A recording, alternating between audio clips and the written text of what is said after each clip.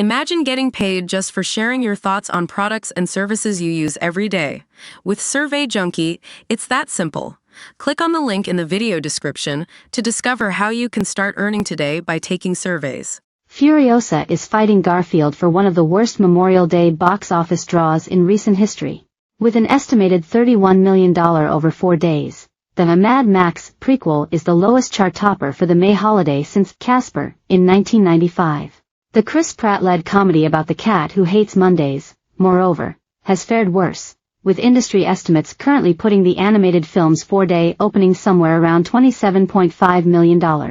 The numbers from theaters across the country show how May has had a brutal start to the summer season as far as the box office is concerned, as it continues to reel from marquee titles being pushed back because of last year's labor strikes.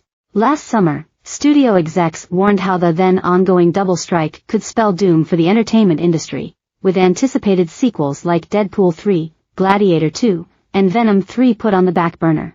Scroll down for video. These warnings appear to be only now coming to fruition, with Marvel Studios usually now kicking off its summer during the first weekend of May, but instead leaving a superhero-sized hole where titles like Deadpool and Wolverine should be. It was one of many delayed nearly 3 months because of last year's SAG-AFTRA strike, with films like George Miller's Furiosa, a Mad Max saga and the Garfield movie now failing miserably to fill the gap. Most of these delayed films have been set back to the late summer, making this season a historical one in that a lot of big titles will be noticeably absent. Based on Friday numbers, George Miller's newest creation starring Anya Taylor-Joy is set to rake in somewhere between $31 and $33 million by Monday, putting it just barely ahead Garfield. That said, the family film isn't in nearly as bad of a spot, with a reported production budget of just $60 million before marketing, a fraction of Furiosa's $168 million. That should allow the film to break even, experts say, though the same cannot be said for the Mad Max prequel. Still, the two are in a closer-than-expected race, one that most studio heads reportedly believe will end with Warner Bros. Furiosa taking the top spot. But neither film really impressed with audiences, each receiving a B Cinema score, the same score as 2015's Mad Max Fury Road, which famously received critical acclaim, but did not fare as well theatrically. Furiosa, a prequel that sees Taylor-Joy play a younger version of Charlize Theron's character in the last film, has appeared to follow suit, also receiving praise from critics, but so far underperforming at the box office. It grossed $10.2 million on Friday from 3,804 theaters, as opposed to $8.4 million for Garfield from 4,035. That's a marginal gap considering the latter is a family film, which, on average, draw in a great deal less cash than a summer blockbuster.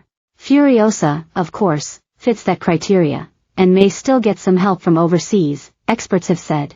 But with such a disappointing weekend now basically in the books, there's little to indicate that it will be able to have a better box office future than its also unimpressive predecessor, which started off with a 3-day gross of $45.4 million on its own opening weekend.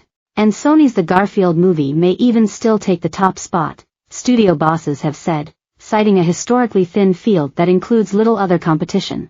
This includes the John Krasinski-directed If, which managed to hold on to the third spot despite it being its second week, with an estimated 4-day gross of $20.7 million from 4,068 locations. Another animated film, it is set to earn $16 million over 3 days, a number down 53% from its opening week largely because of competition brought on by Garfield. In fourth is expected to be The Kingdom of the Planet of the Apes, which came out 2 weeks ago, but still is set to rake in an estimated 4-day gross of $16 million before the long weekend is through. In fifth should be The Fall Guy, which is expected to round out the top 5 with $7.3 million from 2,955 locations. That comes as the Ryan Gosling-Emily Blunt-led film enters its 4th week in theaters, already available to rent on premium VOD. As for Furiosa, the movie was already projected to bring in a very low $40 million this weekend, but is now expected to fare even worse. Last summer, Bob Iger, the boss of the Walt Disney Company, forecast that the strike would have a very drama.